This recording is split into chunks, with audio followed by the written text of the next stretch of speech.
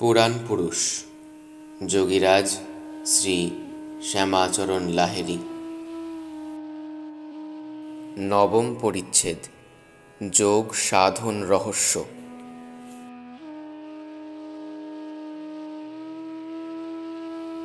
যোগীরাজ তাহার ডায়েরিতে সাধনার আর এক চরম উপলব্ধির কথা লিখিয়াছেন, যে উপলব্ধি পুরাকালে ঋষিদেরও হইয়াছিল। যোগীরাজ লিখিয়াছেন, আদি পুরুষ কিশুনজি সে ভেট হুয়া। আদি পুরাণ কৃষ্ণের দেখা পাইলাম। আবার লিখিয়াছেন, आदि पुरुष से भेंट जीव और आगे जाके ठहरा शून्य भवन में मन गया। অর্থাৎ আদি পুরুষের সহিত মিলিত হইলাম, যেহোবা আরও উপরে উঠিয়া থামিল। এই প্রকার খেচরিশুদ্ধ অবস্থা যখন হইল, তখন শূন্যের ঘরে মন প্রবেশ করিল। শূন্য অর্থাৎ কিছুই নহে। সেই কিছুই নহে অবস্থায় অর্থাৎ বিনা অবলম্বনে নিরাকার নির্গুণ অবস্থায় মনের স্থিতি অবস্থা লাভ হইল। কেবল কুম্ভক হইলে এই অবস্থা হয়, ইহাকে খেচরি সিদ্ধিও বলে। এই শূন্য অবস্থাকেই তিনি আবার বলিয়াছেন, শূন্য আসল চিজ হ্যায়, শ্বাসা ভিতর ভিতর চলতা হ্যায়। সেই শূন্যই আসল অর্থাৎ ব্রহ্ম, কারণ সেখান হইতেই সব কিছুর উৎপত্তি ও সেখানে লয় হয়। তিনি আবার লিখিয়াছেন, সূর্য শূন্য হ্যায়, শূন্য মে মিল জানা হ্যায়। সেই আত্মসূর্যই শূন্য, সেই শূন্যতে মিলিত হইয়া যাইতে হইবে, লয় হইতে হইবে। हम ही आसमान का सूर्य रूप, हम छुड़ाए दूसरा कोई नहीं, और वो कहता है सब छुड़ाए बैठो।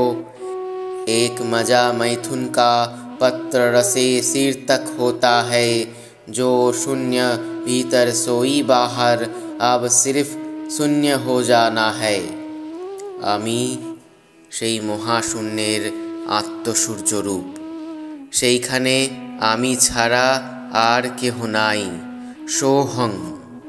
ভিতর হইতে আদেশ হইতেছে যে এখন ইন্দ্রিয় সঙ্গসহ সব কিছু ছাড়িয়া দিয়া চুপচাপ ধ্যানমগ্ন বসিয়া থাকি। এই অবস্থায় মৈথুনের মতো এক আনন্দ পা হইতে মস্তক পর্যন্ত হইতেছে। যে মহাশূন্য ভিতরে দেখিতেছি, তাহা বাহিরেও দেখিতেছি, এবং ভিতর বাহির এক হইয়া গিয়াছে। সর্বত্রই সেই মহাশূন্যরূপী ব্রহ্ম দেখিতেছি। এখন নিজ অস্তিত্বের অবলুপ্তি ঘটাইয়া সম্পূর্ণরূপে শূন্য হইয়া যাইতে হইবে, মহাশূন্যে বিলীন হইতে হইবে।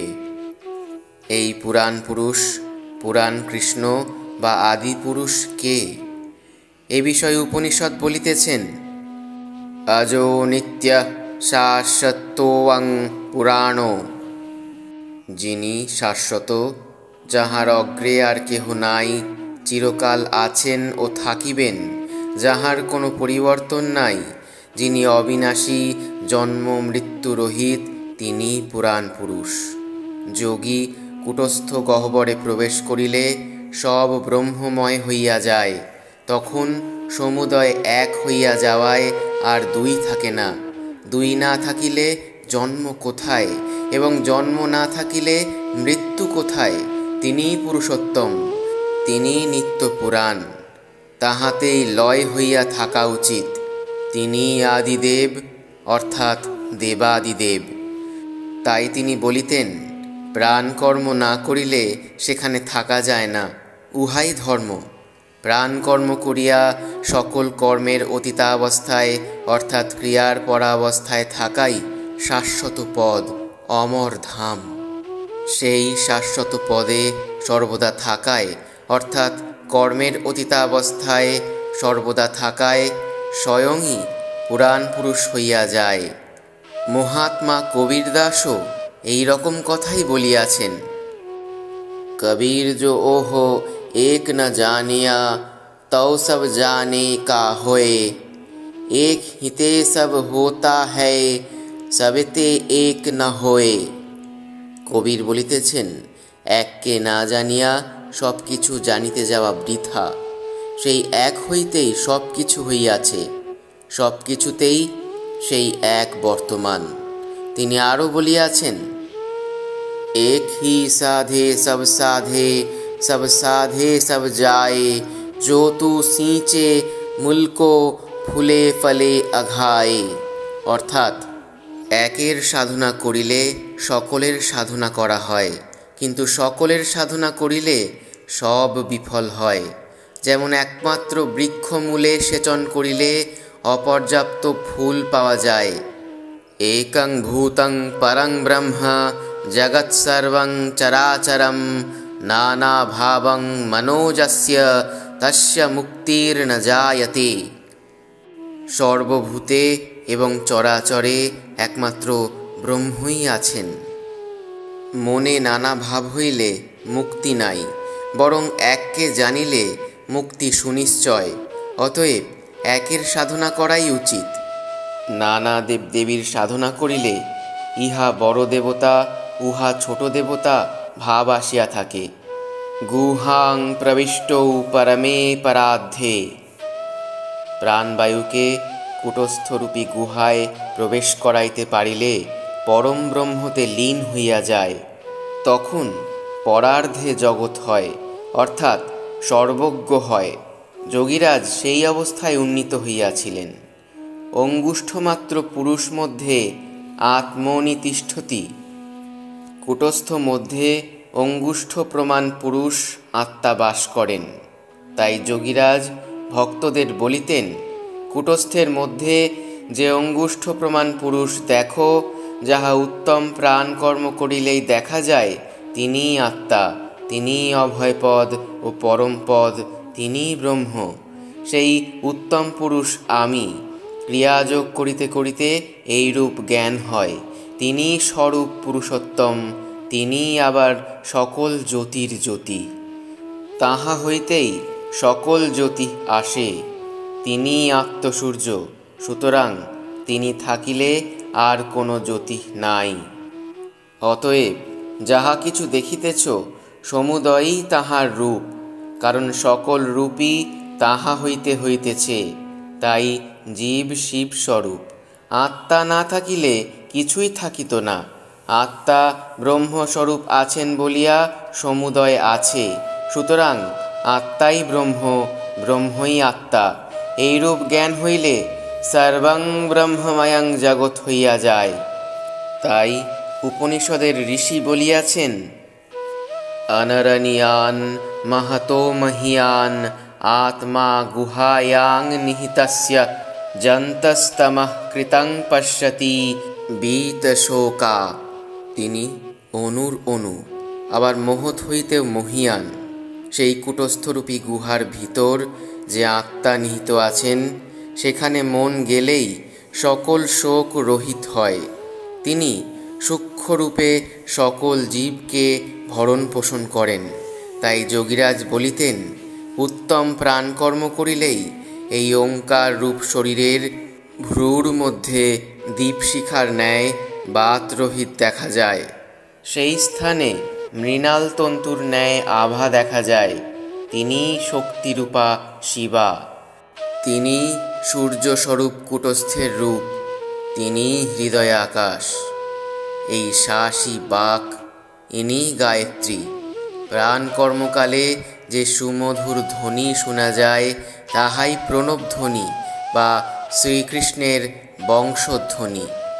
সেই প্রাণধ্বনিতে তন্ময় হইলে প্রাণবায়ু উপরে উঠিয়া যায় এবং কূটস্থে স্থিতিপ্রাপ্তি ঘটে। উহাই অমর পদ। হৃদি স্থিতং পঙ্কজমষ্টপত্রং সকর্ণীকং কেশরমধ্যনীলম অঙ্গুষ্টমাত্রং মুনয়ো বদন্তি ধ্যায়ন্তি বিষ্ণুং পুরুষং পুরাণম। হৃদয় পদ্মে স্থিতি হইলে উহার 8 কর্ণিকা কেশর মধ্যে নীলবর্ণ অঙ্গুষ্ট প্রমাণ পুরুষ এইরূপ মুনিরা বলেন ও পুরাণ পুরুষ সেই বিষ্ণুকে ধ্যান করেন, তাহাকেই পুরাণ পুরুষ বলে। ধ্যানাবস্থিত তদ্গতেন মনসা পশ্যন্তি জং জগীনো যশান্তং ন বিদুঃ সুরাসুরগণা দেবায় তস্मै নমঃ। অর্থাৎ ধ্যানেতে অবস্থিত এবং তদ্গত মন এই অবস্থাতে যোগীগণ তাহাকে দেখিতে সক্ষম হন, যাহার আদি অন্ত সুর অসুরগণ জানিতে পারেন না এমন যে ঈশ্বর, তাহাকে নমস্কার। 1873 খ্রিস্টাব্দের 15 জুলাই তিনি লিখিয়াছেন, 5 इंद्रियों को परे मोन याने सासा, मन के परे बुद्धि ज्ञाने बिंदी, बुद्धि परे ब्रह्म निराकार शून्य निर्मल। অর্থাৎ 5 ইন্দ্রিয়ের পরে মনের অবস্থান। যতক্ষণ শ্বাস প্রশ্বাস আছে ততক্ষণ বর্তমান চঞ্চল মনও আছে। শ্বাস স্থির হইলে আর বর্তমান মনের অস্তিত্ব থাকে না, শ্বাসের অস্তিত্বে মনের অস্তিত্ব। অতএব শ্বাস স্থির হইলে থাকে বুদ্ধি, উহা কূটস্থরূপী বিন্দুতে অবস্থিত। সেই বুদ্ধি অর্থাৎ বিন্দুর পরে নিরাকার ব্রহ্ম, যিনি নির্মল শূন্য স্বরূপ। শাস্ত্রও তাহাই বলিয়াছেন, স্পর্শনং রসনং চৈব ঘ্রাণং চক্ষুশ্চ শ্রোতরম পঞ্চেন্দ্রিয়মিদং তত্ত্বং মনসাধন্যমিন্দ্রিয়ম। স্পর্শ, রসনা, ঘ্রাণ, চক্ষু এবং কর্ণ এই পঞ্চ ইন্দ্রিয়ের যে পঞ্চতত্ত্ব, তাহার পরে মনরূপী ইন্দ্রিয়। তাই তিনি 1873 খ্রিস্টাব্দের 17 মে লিখিয়াছেন, বিন্দু মে আটক রহেনা কাম হ্যায়। ওই মনের অতীতে যে বিন্দু, তাহাতে সর্বদা আটকাইয়া থাকা উচিত। তাহা হইলে শূন্যে স্থিতি হয়। তারপর কি হইবে? যোগীরাজ ওই বৎসরই 3রা মার্চ লিখিয়াছেন, আজ হাম উজিওয়ালা ঘর চলে, জৈসে কোই দীপক বার দিয়া, সাসা ভিতর ভিতর চলা। অর্থাৎ প্রকাশের ঘর প্রবেশ করিলাম, সেখানে ঠিক যেন কেহ প্রদীপ জ্বালিয়া রাখিয়াছে। শ্বাস ভিতর ভিতর চলিতেছে, অর্থাৎ সুষুম্নায় চলিতেছে। ওই অবস্থায় ঠিক যেন ভোরের আকাশ অথবা সন্ধ্যার পূর্বের আকাশের মতো আলোহীন, অথচ স্বয়ং প্রকাশ সব কিছু দেখা যায়, নিকট দূর দৃশ্য হয়। তারপরই আসে সমাধি। তাই তিনি তারপরই 13 জানুয়ারি তাহার সাধনলব্ধ অনুভূতির কথা বলিতে গিয়া লিখিয়াছেন, शून्य भवन और सफ़ा, जीव और ऊपर उठा, अब बड़ा मज़ा एक उजियाला, उसी से सब दिखलाता है और कुछ भी नहीं दिखलाता है, उसी से मन ठहर जाने को नाम समाधि। অর্থাৎ সহস্রার চক্রস্থ শূন্য ঘর আরও পরিষ্কার দেখিলাম, যেহোবা আরও উপরে উঠিয়া তালুকুহরে আটকাইয়া গেল, এবং তখন বড়ই আনন্দ অনুভব হইল। ভোরের আকাশের মতো স্নিগ্ধ উজ্জ্বলতায় সব কিছু দেখিতে পাইলাম, আবার কিছুই দেখা গেল না, কারণ সে অবস্থায় দেখা দেখি থাকে না, যে দেখিবে সে মন থাকে না। তাই তিনি বলিতেন, সেই অবস্থায় মনকে স্থাপিত করার নাম সমাধি। তখন যে আত্মসূর্য প্রকাশিত হয়, তাহাকেই তিনি বলিয়াছেন, সূর্য হি কৃষ্ণ। সেই আত্মসূর্যই কৃষ্ণ। ওই বিচিত্র অবস্থার যে অনুভূতি তাহার হইয়াছিল, তাহার বর্ণনা করিতে গিয়া তিনি লিখিয়াছেন, जोन देश में रात नहीं है, वहाँ एक आदमी के माफिक देखा, वह आदमी न कुछ बोले न कुछ चाले, खाली खड़ा है। তুমি সূত্র আছো, সে দাঁড়িয়ে আছে, কেবল সে প্রেমের ভূষো, প্রেম করিলে তাহাকে পাওয়া যায়। তিনি বলিতেছেন যে দেশে রাত নাই, কোন দেশে রাত নাই, এমন দেশ তো কোথাও দেখা যায় না। রাত নাই তাহা হইলে কি কেবল দিন বর্তমান?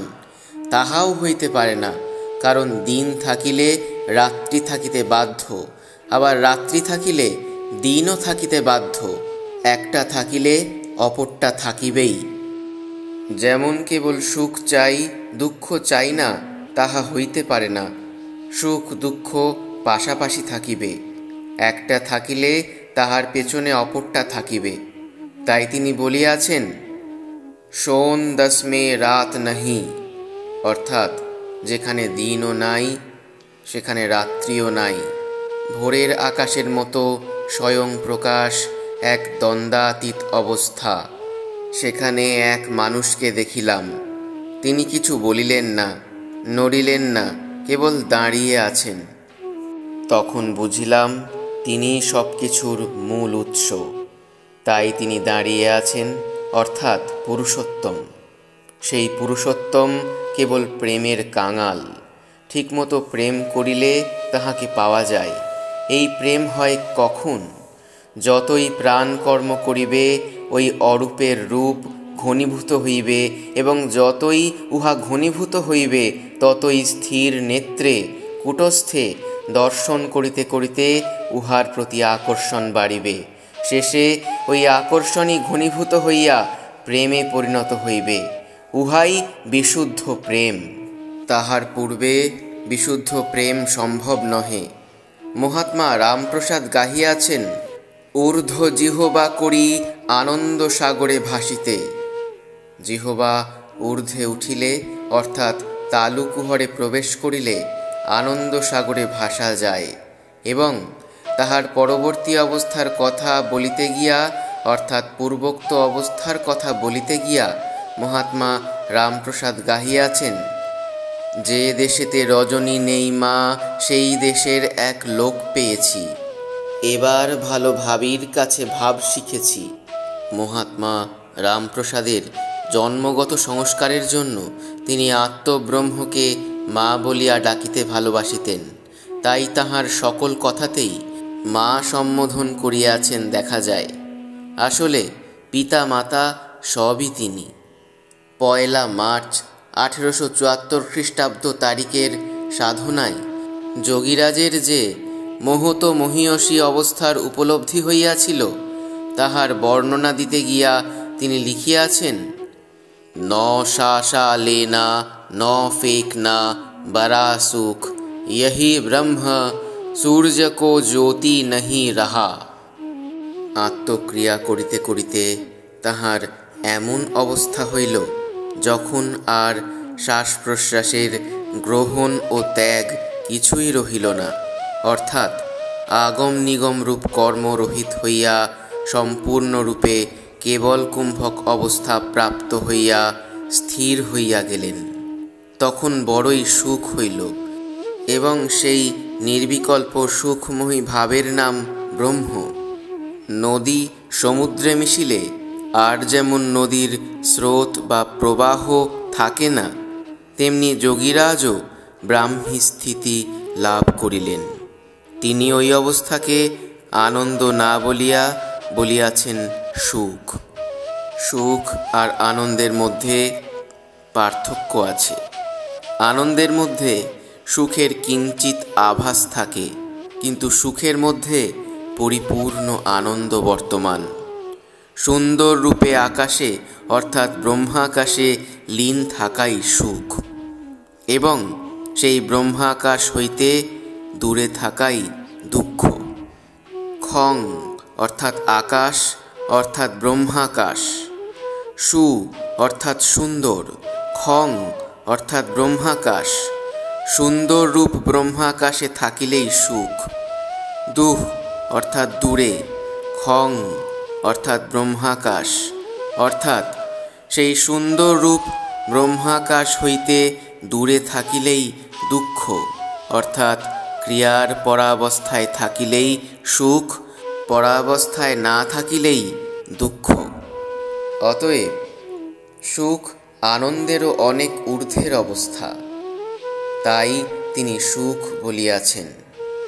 সেই সুখ স্বরূপ ব্রহ্মে, অর্থাৎ ব্রহ্মা আকাশে যখন তিনি অবস্থান করিলেন, তারপর সেখান হইতে অবতরণ করিয়া সেই অবস্থার বিষয়ে বর্ণনা করিতে গিয়া লিখিয়াছেন, সূর্য কোন জ্যোতি নহি রাহা, অর্থাৎ তখন আর আত্মসূর্যের জ্যোতিও নাই, স্বয়ং প্রকাশ। কারণ সেই জ্যোতিঃস্বরূপাকে আকাশের সূর্য চন্দ্র কেহই প্রকাশিত করিতে পারে না, সকলেই ম্লান হইয়া যায়। এই অবস্থার বর্ণনা দিতে গিয়ে ভগবান বলিয়াছেন, ন তদ্ভাসয়তে সূর্য ন শশাঙ্ক্য ন পাবক যদ গত্বা ন নিবর্তন্তে তদ্ধাম পরমং মম, অর্থাৎ যেখানে সূর্য চন্দ্র ও অগ্নির দীপ্তি নাই, কারণ উহাদের দীপ্তি সেই অবস্থাকে প্রকাশ করিতে সক্ষম নহে। উহা পরম জ্যোতির্ময় স্থান, স্বয়ং প্রকাশ ও অব্যক্ত। সেই যে অবস্থা যাহা প্রাপ্ত হইলে যোগীগণ আর সংসারে পুনরাবর্তন করেন না, সেই আমার পরম ধাম। কঠোপনিষদ বলিয়াছেন, না তত্র সূর্য ভাতি না চন্দ্র তারকে নেমে বিদ্যুতো ভান্তি কুতয়মগ্নি তমেব ভান্তমনুভাতি সর্বং তস্য ভাসা সর্বমিদং বিভাতি, অর্থাৎ যেখানে সূর্যের কিরণ পৌঁছায় না, চন্দ্র তারকার কিরণও পৌঁছায় না, বিদ্যুতের দ্যুতিও তাহার অপেক্ষা উজ্জ্বল নহে, এই অগ্নির তো কথাই নাই। তিনি নিত্যকাল দেদীপ্যমান আছেন বলিয়া এই দৃশ্যমান সূর্য চন্দ্র তারকা তাহার জ্যোতিতেই জ্যোতিষ্মান হইয়াছেন।